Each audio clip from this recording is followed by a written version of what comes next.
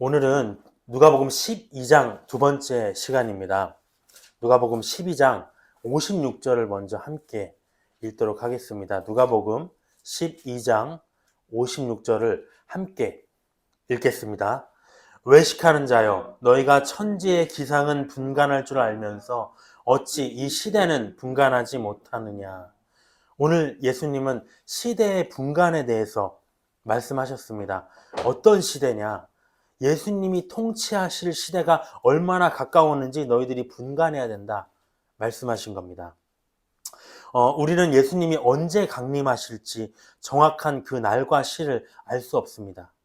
우리가 그것에 대해서 근데 전혀 예측할 수 없다면 요한계시록이나 다른 수많은 예언의 말씀들을 우리에게 주실 필요가 없었겠죠. 예수님의 뜻은 무엇이냐? 종말에 대해 알기를 두려워하지 말라는 것입니다. 더욱 적극적으로 알아야 된다. 모든 성경이 그렇게 증언하고 있습니다. 우리가 만약에 사랑하는 누군가, 정말 좋아하는 누군가를 기다릴 때 어떻습니까? 그 사람이 언제 오는지, 또 그 날이 언제인지, 무엇을 타고 올지, 어디서 만날지, 만나서 우리가 같이 무엇을 할지 세세하게 관심을 갖고 있지 않겠습니까? 마찬가지입니다. 우리 교회도 그러한 자세로 예수님을 기다려야 된다는 것이죠. 하지만 우리가 마라나타를 예치고 찬양을 하고 있지만 모든 교회들이 예수님이 이 땅에 실질적으로 오실 것이다, 그 체감 속에 살고 있느냐를 따져본다면 그렇지 않다는 것입니다. 이것은 무엇을 의미하는 것인가? 그런 모습 자체가 우리의 마음속 깊은 곳에는 예수님이 별로 그렇게 기다려지지 않는다, 이것에 대한 반증이라는 거죠. 그래서 오늘 말씀 속에서는 우리가 예수님의 재림의 날에 대해서 어떻게 살아야 되고 어떻게 준비해야 되고 또 그날에 얼마나 그날이 가까웠는지 체감하는 시간이 되어야 됩니다. 그 속에서 우리가 만약에 기쁨과 가슴 벅참을 느낀다면 우리 마음속에 아직 예수의 재림의 소망이 살아있는 것입니다. 35절로 들어가 보도록 하겠습니다. 허리에 띠를 띠고 등불을 켜고 서 있으라, 이렇게 얘기하셨습니다.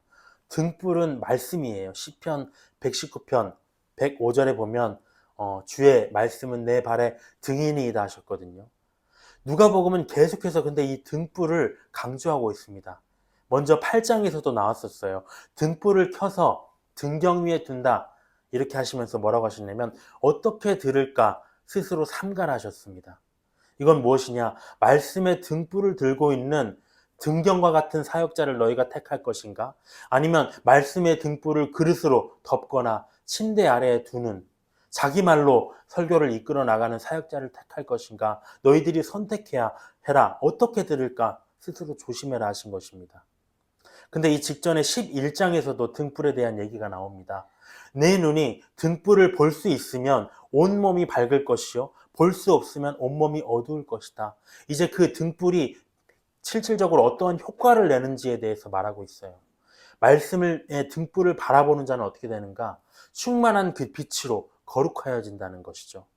근데 그 말씀의 등불의 빛을 바라보지 않으면 어둠 속에, 죄 속에 머무르게 된다는 것입니다. 말씀의 기능이 거룩하게 하는 것이다. 그래서 성경은 뭐라고 했습니까? 시편에 보면 주께서 나의 등불을 켜시며 여호와 내 하나님이 내 흑암을 밝히시리로다 하셨습니다. 내 흑암, 내 안에 있는 어둠을 등불을 켜셔서 밝히신다는 것이죠. 또 예수님이 진리로 거룩하게 하여 주옵소서, 아버지의 말씀은 진리입니다. 진리, 말씀 모두 다 등불에 대한 내용입니다. 거룩하게 하는 것. 근데 오늘 예수님은 뭐라고 하셨냐면 재림을 준비하는 우리들에게 허리에 띠를 띠고 등불을 켜고 서 있으라 하셨습니다. 허리띠. 에베소서 6장 14절에도 나옵니다. 진리라고 나와요. 진리의 허리띠를 메고 이렇게 나옵니다. 허리띠의 역할이 무엇이냐면 움직일 수 있도록 중심을 잡아주는 거예요. 허리띠가 없으면 다 흘러내려서 아무 일도 할 수 없습니다. 진리가 무슨 역할을 하는가? 헛된 것에 미혹되지 않도록 신앙의 중심을 잡아주는 것이라는 거죠. 허리띠를 매는 것이든 등불을 켜는 것이든 다 말씀으로 무장하라는 얘기입니다. 근데 특별한 건 뭐냐면 서 있으라고 하셨어요. 왜 서 있어야 되는가?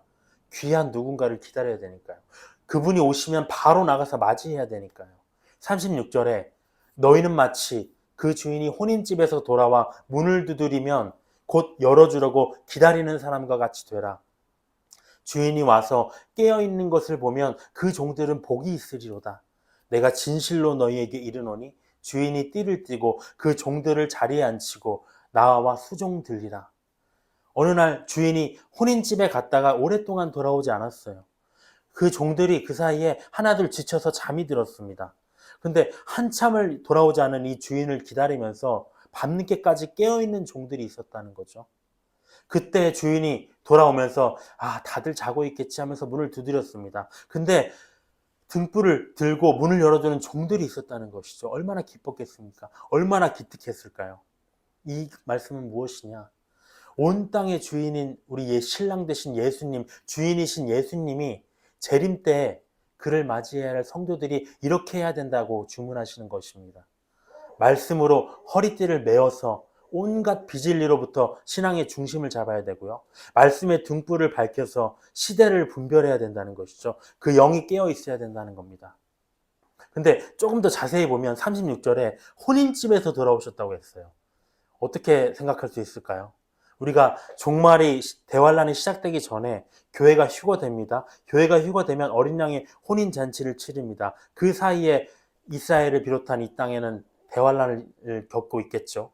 그러니까 이 주인이 혼인 잔치를 마치고 돌아오시는 이 시점은 어찌 보면 이스라엘을 향한 말씀이다. 이스라엘의 구원, 어린 양의 혼인 잔치를 마치고 주인께서 이스라엘의 집으로 돌아오시는 것이죠. 그때에 이스라엘을 향한 말씀일 수 있다. 하지만 아직 우리는 휴거를 맞이하지 않았기 때문에 이 말씀은 우리에게도 동일하게 적용을 해야 됩니다. 하지만 조금 더 자세히 보면 어찌 보면 이스라엘을 향한 말씀일 수 있다. 38절에 주인이 혹 2경에나 혹 3경에 이르러서도 종들이 그같이 하고 있는 것을 보면 종들은 복이 있으리로다. 주인이 2경이나 3경, 이때가 언제냐면 밤 10시부터 새벽 4시입니다.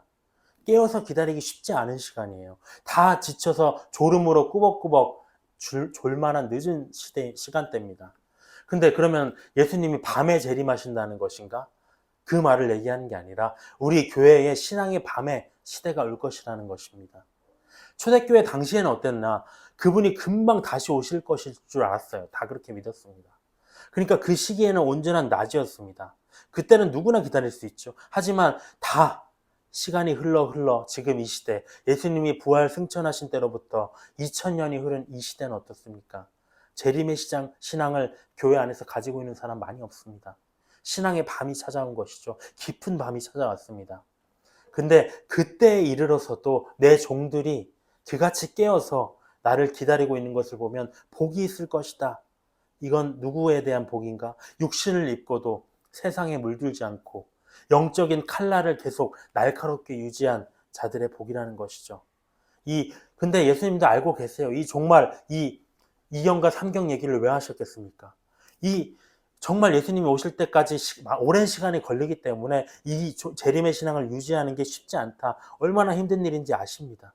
그렇기 때문에 이 비유를 하신 것이죠. 그렇지만 너희가 이 영적으로 잠들게 하는 이 시대를 이겨내면서 나를 기다리고 있다는 것, 그 노력 자체를 귀하게 보신다는 겁니다. 39절에 보면 너희도 아는 바니 집주인이 만일 도둑이 어느 때에 이를 줄 알았더라면 그 집을 뚫지 못하게 하였으리라. 그러므로 너희도 준비하고 있으라. 생각하지 않은 때에 인자가 오리라.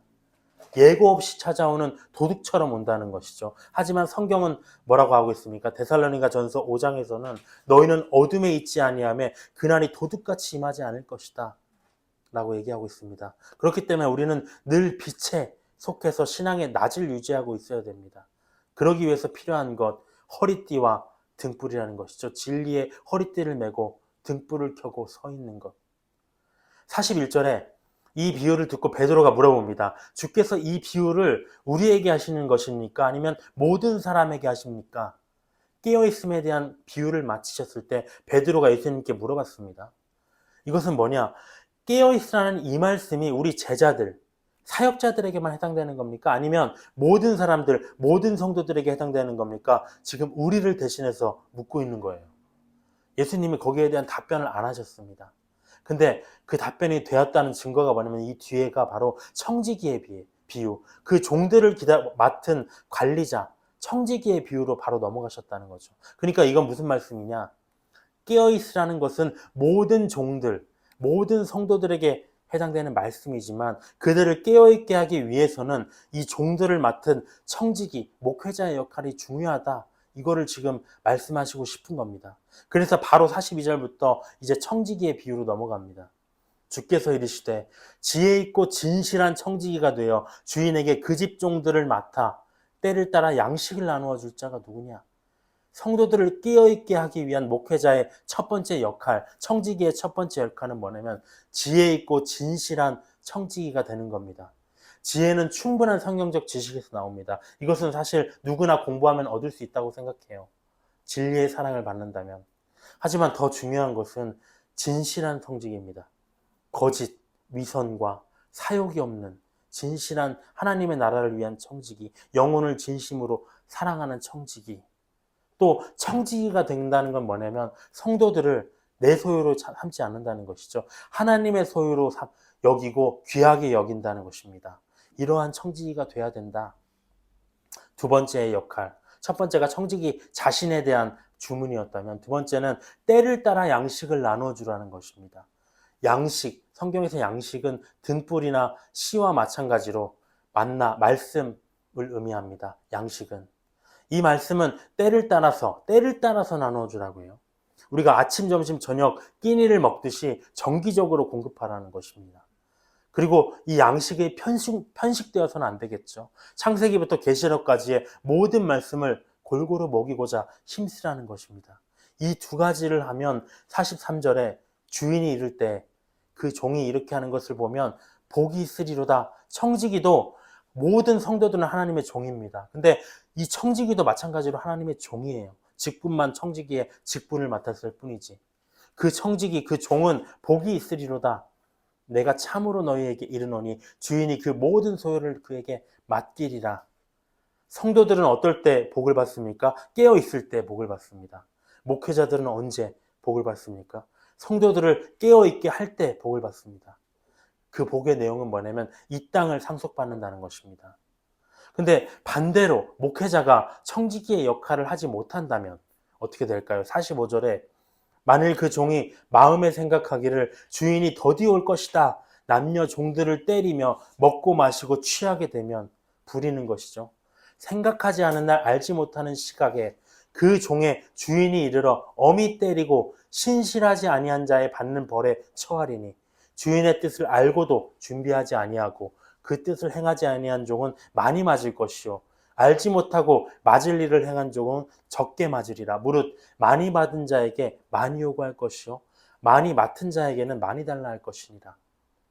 45절 아까도 봤지만 하나님 입장에서는 다 종입니다. 모든 성도들, 목회자건 성도들이건. 근데 그 종들은 그 종들을 맡은 종인 청지기가 자기 역할을 신실하게 못하면 결산의 날에 맡겨야 된다는 거죠. 어떤 역할을 못하면 진리를 가르치는 지혜를 가진 청지기의 역할, 거짓과 위선과 사욕과 영혼을 진심으로 사랑하는 청지기의 역할을 하지 않으면 많이 맞는다는 것입니다. 근데 이 신실하지 못한 청지기의 모습을 자세히 보면 때린다고 했어요.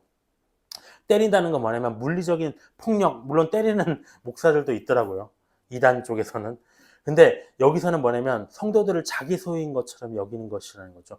도구, 또 말로써 심히 감정적으로 책망하는 것도 다 포함됩니다. 저도 이 부분을 보면서 좀 반성을 많이 했습니다.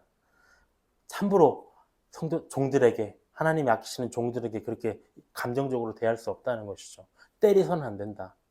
두 번째는 뭐냐면 먹고 마시고 취하는 것. 이건 자기 자신의 문제입니다. 영적인 만족으로 사역자가 살아가야 되는데 육적인 만족에 취해서 살아가면 정욕적이 되면 어떻게 그 성도들을 이끌어 나갈 수 있겠는가. 근데 이 뜻을 알고 47조가 같이 알고 고의로 행한 고의 범의 목회자는 더 많이 맞을 것이요. 몰라서 행하지 못한 종도 면제받는 게 아닙니다. 과실범으로서 적게 맞습니다. 그러면 우리가 많이 알지 말아야 되는가? 이건 안 되죠. 처음으로 돌아가서 이 종말의 시대에 깨어있기 위해서 등불을 들라고 하셨거든요. 많이 알아야 됩니다. 하지만 많이 알수록 더욱더 그 말씀을 지키기에 힘써야 된다는 것이죠. 종과 청지기에 대한 얘기를 봤습니다. 이렇게 이들이 살아야 되는 이유가 무엇인가? 그 이유가 49절부터 나옵니다. 무엇을 위해서 이렇게 살아야 되는가? 내가 불을 땅에 던지러 왔노니 이 불이 이미 붙었으면 내가 무엇을 원하리요? 나는 받을 세례가 있으니 그것이 이루어지기까지 나의 답답함이 어떠하겠느냐? 이게 무슨 말씀일까요? 예수님이 왜 답답하셨을까요? 예수님이 이제 앞둔 건 무엇이냐면 십자가의 죽음의 세례입니다. 여기서 세례라는 것은 죽음의 십자가의 고난의 세례입니다. 근데 이 세례가 지금 임박해 왔어요. 그러면 이스라엘을 향한 시간들이 점점점 얼마 남지 않았다는 것입니다. 예수님이 왔을 때 빨리 이들이 나를 영접해야 되는데 아직도 완악한 마음을 품고 있었다는 거죠. 그래서 답답한 거예요. 예수님의 입장에서는. 나의 세례 받을 날이 가까워 왔는데 이들은 도대체 어떻게 된 것이냐. 내가 이 땅에 내려온 순간부터 이미 이 심판의 불이 이 땅에 던져졌는데 이스라엘을 향한 심판의 불이 던져졌는데 이들은 이것을 알지도 못하고 나를 믿지도 않고 끝내 나를 십자가에 못 박으려 하고 있다. 예수님이 너무 답답하셨다는 거죠. 불이 이미 붙었는데 그들에게는. 그래서 한 사람이라도 회개하기를 원하셨습니다. 그래서 어떻게 됐습니까? 그럼에도 불구하고 예수님의 답답함은 끝내 해소되지 못하고 이스라엘 백성들은 예수님을 십자가에 못 박음으로 인해서 심판의 불구덩이에 빠졌습니다. 우리가 알다시피 예수님 이후 시대 로마와 또 여러 가지 그 민족들의 핍박을 우리가 알고 있죠. 불같은 심판의 역사를 겪었습니다. 근데 이건 과거의 일로 지금 끝나는 게 아니에요. 왜냐? 심판의 나를 향한 불이 붙음, 이 카운트다운이 이미 시작되었다는 겁니다. 언제부터? 예수님이 오신 이후부터 심판의 날을 향해서 달려가고 있다는 것입니다. 근데 이 긴박한 때에 또 종들을 맡은 청지기들이 자기 역할을 못하고 있다면 예수님이 얼마나 답답해 하시겠습니까? 지금도 그렇게 답답해 하실 수 있습니다. 그러면 우리가 이 위중한 시대, 정말 곧 터질 화라산과 같이 이 심판의 날이 가까운 시대에 우리가 무엇을 해야 되는가? 51절에 내가 세상에 화평을 주려고 온 줄로 아느냐? 내가 너희에게 이르노니 아니라 도리어 분쟁하게 하려 함이로다. 이후부터 한 집에 5사람이 있어 분쟁하되 셋이 둘과 둘이 셋과 하리니 아버지가 아들과 아들이 아버지와 어머니가 딸과 딸이 어머니와 시어머니가 며느리와 며느리가 시어머니와 분쟁하리라 하시니라. 재림의 날이 가까웠는데 너희들이 해야 될 일이 있다는 것이죠. 첫 번째 무엇이냐면 영적 전쟁이 있다는 것에 대한 인식입니다. 우리의 삶은 영적 전쟁이 갈수록 심해질 것이라는 그 인식을 하고 살아야 된다는 것이죠. 왜? 믿는 자의 믿음을 무너뜨리기 위해서 사탄은 끊임없이 더욱더 강력하게 우리를 공격하려고 하고 있기 때문에 이 분쟁 속에서 믿는 자와 믿지 않는 자의 분쟁, 또 믿음을 무너뜨리려는 사탄과의 이 분쟁의 시대가 온다는 것입니다. 근데 이 분쟁의 시대, 믿음의 문제 앞에서는, 분쟁의 대상에서는 가족도 예외가 없다는 거죠. 가장 나와 친밀하고 가까운 가족조차도 이 재림의 날을 방해하는 방해 요소로 영적인 공격으로 다가올 수 있다는 것입니다. 이 분쟁할 것에 대한 자각을 하고 있어야 된다. 두 번째, 이 재림의 날이 가까운 때에 우리가 해야 할 일은 무엇인가? 오늘의 주제의 말씀이었습니다. 54절에 보면 또 무리에게 이르시되 너희가 구름이 서쪽에서 이는 것을 보면 곧 말하기를 소나기가 오리라 하리니 과연 그러하고 남풍이 부는 것을 보면 말하기를 심히 더우리라 과연 그러하니라. 외식하는 자여 너희가 천지의 기상은 분간할 줄 알면서 어찌 이 시대는 분간하지 못하느냐? 두 번째 해야 할 일은 뭐냐면 시대를 분간하라는 것이죠. 이 천지를 보고 우리가 기상을 분별하듯이 심판의 날이 얼마나 가까웠나? 기상과 징후를 분간하라는 것입니다. 어떤 것으로? 등불로. 가장 좋은 도구는 성경입니다. 성경으로 분별하는 것입니다. 근데 많은 성도들이 아직도 그래요. 종말에 관한 것 함부로 말하면 안 된다. 위험하다. 얘기합니다. 근데 이러한 성도들에 대해서 예수님이 뭐라고 하시면 너희는 주여 주여 마라나타 나의 재림을 외치고 있으면서도 나를 기다리지 않는다. 너희들은 외식하는 자야. 겉으로만 나를 기다리는 척하는 자야. 왜? 예수님이 오실 날에 대한 징후의 분별을 별로 신경 쓰지 않고 있거든요.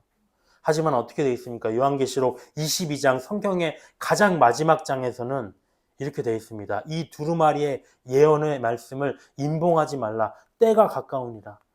예수님의 요한계시록이 기록될 초대교회 당시에도 가까웠다고 하는데 지금 우리 시대는 얼마나 가깝습니까? 그러니까 우리가 구름이 좀 꼈어요. 날이 좀 흐려요. 비가 올 것 같다. 이 정도 우리가 알 수 있잖아요. 이런 능력만 있다면 얼마나 쉬운 능력입니까?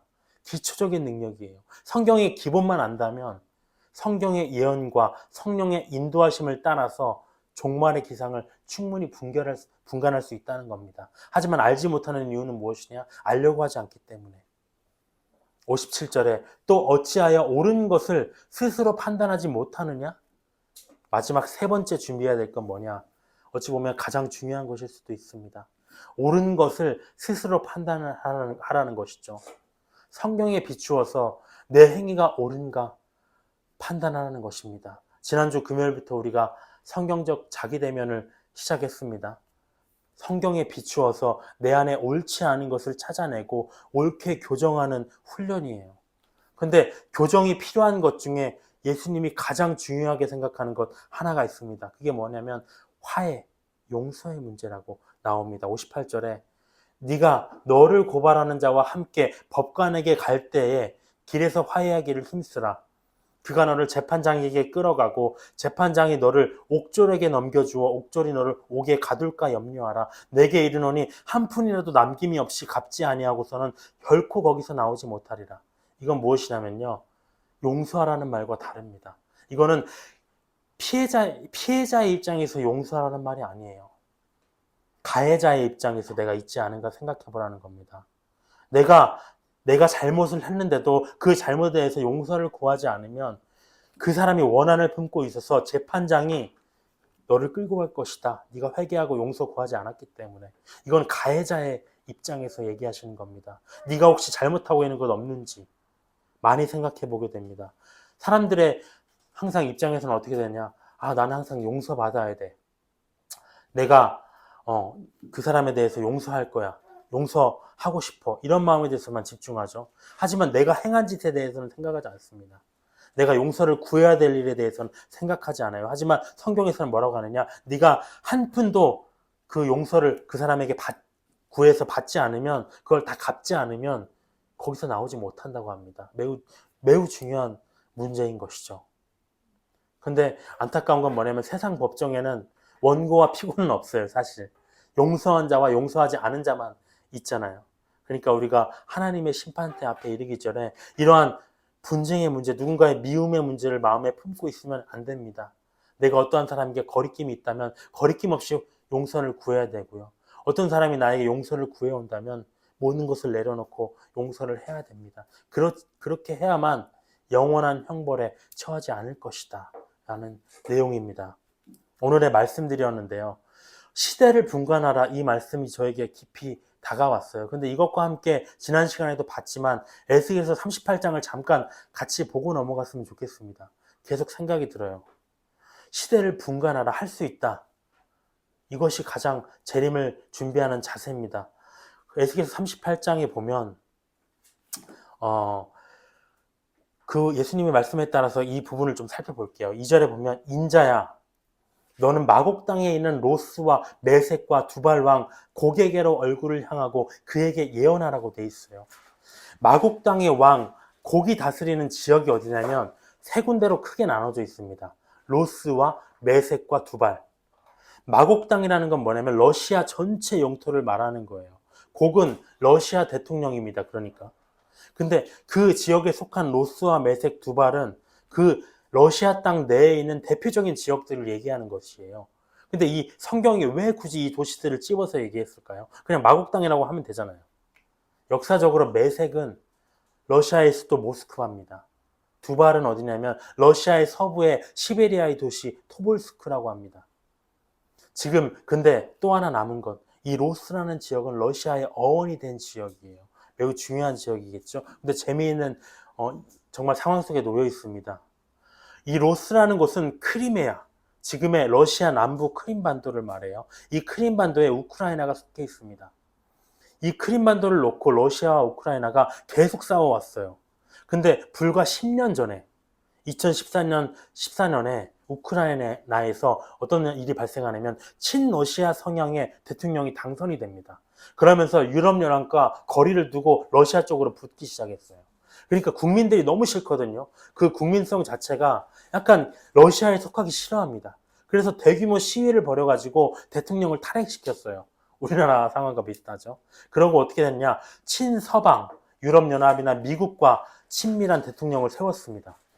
그러니까 근데 자기 쪽으로 가까운 대통령이 있었는데 갑자기 정권이 교체되니까 러시아가 이거는 불법적인 정권 교체다 하면서 뭐라고 하냐면 크림반도 내에 러시아계 주민들이 있는데 너희들이 위한 게 아니라 그 땅에 있는 우리 주민들을 보호해야 되겠어. 이 명목으로 군대를 집어넣어 버립니다. 그래서 2014년, 지금 딱 10년 전이죠. 3월 18일에 러시아 푸틴 대통령이 공식적으로 이 땅을 강제적으로 자기 땅으로 편입해 버렸어요. 근데 이거에 대해서 우크라이나와 유엔이 국제사회가 러시아를 막 비난했습니다. 이거 러시아 영토 아니야. 근데 우크라이나가 그때부터 이 세계 사람들과 함께 이 지역을 우리가 수복해야 된다. 생각하고 2021년에 얼마 안 됐습니다. 4년 전에 서방 세력과 연합해서 크림 플랫폼이라는 것을 만들었어요. 이건 무엇이냐? 같이 크림반도를 수복할 수 있도록 같이 도와주는 연합체입니다. 적극적으로 대항할 발판이 구체적으로 세워졌다는 거죠. 근데 이게 결정적인 계기가 됐을 것이다라고 사람들이 보고 있습니다. 그래서 러시아가 보기에는 이들이 구체적으로 지금 우리 땅 뺏으려고 하네. 이걸 명목으로 그 다음 해 2022년에 선제적인 전쟁을 일으킨 게 바로 지금 러시아 우크라이나 전쟁입니다. 근데 3년이 지금 흘렀죠. 우크라이나가 많이 버텼습니다. 근데 실상 러시아가 크림반도는 당연하고요. 그 지역을 완전히 점령을 했어요. 자기들의 목표가 이제 달성이 됐습니다. 굳이 더 소모전할 필요 없어요. 근데 마침 트럼프 대통령이 뭐라고 하냐면 이제 끝내자 이 전쟁. 너희 땅 다시 못 찾는다라고 공언했습니다. 러시아는 속으로 웃겠죠. 우크라이나는 열받습니다. 이게 무슨 성경적으로 의미가 있느냐. 마곡 땅 곡이 이스라엘을 침공하기 위한 완전체가 되려면 로스와 메섹과 두발 지역을 다 점령하고 있어야 된다는 거죠. 근데 그 점령이 언제부터 로스 특히 언제 됐느냐? 2013년에 실효적으로 지배를 시작했고요. 불과 이제 바로 2025년이죠. 2025년 10년이 흐른 지금 이 시점에서 완벽한 국제사회도 인정할 만한 러시아의 주권을 완벽하게 인정할 만한 상황으로 지금 다가왔다는 것입니다. 근데 러시아도 이 전쟁으로 인해서 많은 손해를 봤어요. 어찌됐든 경제적으로 어려워질 겁니다. 그 땅을 먹긴 했지만 4절에 보면 그래서 너를 돌이켜 갈고리로 네 아가리를 꿰고 너와 말과 기마병 곧 온 군대를 이끌어낼 것이다 얘기하셨습니다. 아가리를 꿰어서 먹을 것이 궁핍한 상황에 물고기가 낚시에 미끼를 물듯이 왜 뭡니까? 배고프니까요. 먹어야 되니까. 먹었는데 낚싯바늘인 것이죠. 끌려 나온다는 것입니다. 그래서 이스라엘을 공격하게 됩니다. 언제 전쟁이 발발할 것인가 그 시기도 나와 있어요. 8절에 보면 여러 날 후에 말년에 네가 명령을 받고 그 땅 오래 황폐하였던 이스라엘 산에 이르리니 그 땅 백성은 칼에서 벗어나서 여러 나라에서 모여들어오며 이방에서 나와 다 평안히 거주하는 중이라. 14절에 또 있습니다. 인자야 너는 또 예언하여 고객에 이르기를 주 여호와께서 이같이 말씀하시기를 내 백성 이스라엘이 평안히 거주하는 날에 네가 어찌 그것을 알지 못하겠느냐?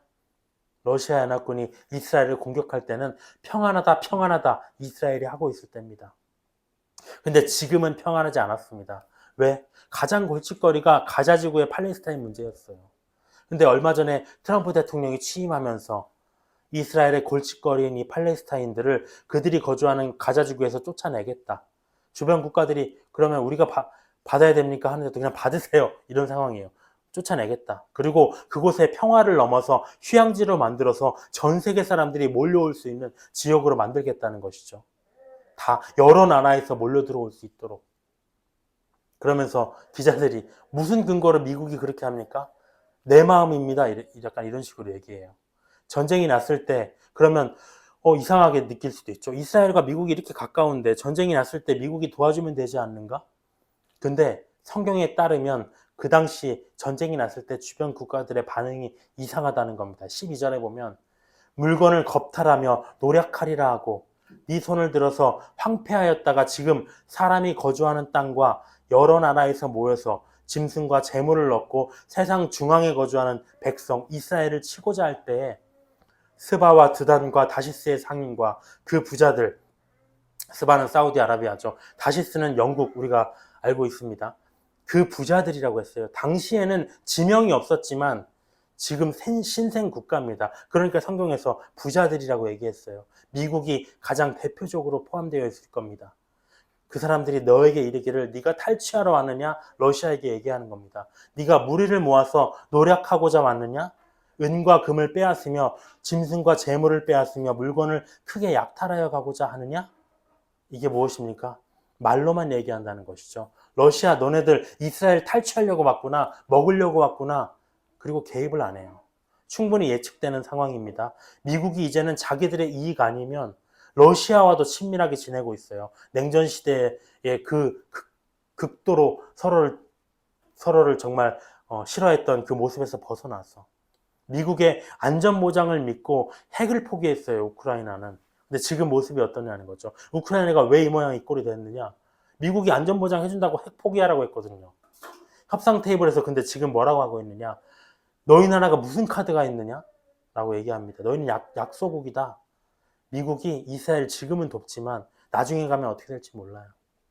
근데 러시아와 함께 침공하는 연합군은 어떨까요? 5절에 보면 그들과 함께한 방패와 투구를 갖춘 바사와 구스와 붓과 고멜과 그 모든 떼와 북쪽 끝에 도갈마 족속과 모든 떼 곧 많은 백성의 무리를 너와 함께 이끌어내리라. 이들은 똘똘 뭉쳤죠. 말로만 하는 국가들과 차별의 모습이 보여집니다. 그때 어떻게 되는가? 아무도 도와줄 자가 없어요. 이스라엘을. 그러니까 하나님이 직접 개입하시는 겁니다. 18절에 그날의 곡이 이스라엘 땅을 치러 오면 내 노여움이 내 얼굴에 나타나리라. 19절에 내가 질투와 맹렬한 노여움으로 말하였거니와 그날에 큰 지진이 이스라엘 땅에 났어. 20절에 바다의 고기들과 공중의 새들과 들의 짐승들과 땅에 기는 모든 벌레와 지면에 있는 모든 사람이 내 앞에서 떨 것이며 모든 산이 무너지며 절벽이 무너지며 모든 성벽이 땅에 무너지리라. 초자연적인 현상이 일어납니다. 주 여호와의 말씀이니라. 내가 내 모든 산 중에서 그를 러시아를 칠 칼을 부르리니 각 사람이 칼로 그 형제를 칠 것이며 어떠한 일이 일어나는지 모릅니다. 아마도 어떤 전파 이상으로 서로 각 자기들의 군대를 자기들이 공격하는 어떤 이상이 일어날 수도 있어요. 22절에 내가 또 전염병과 피로 그를 심판하며 쏟아지는 폭우와 큰 우박덩이와 불과 유황으로 그와 그 모든 무리와 그와 함께 있는 많은 백성에게 비를 내리듯 하리라. 폭탄일 수도 있고요. 어찌 보면 진짜로 하늘에서 폭우와 어떤 전염병과 우박덩이가 쏟아질 수도 있습니다.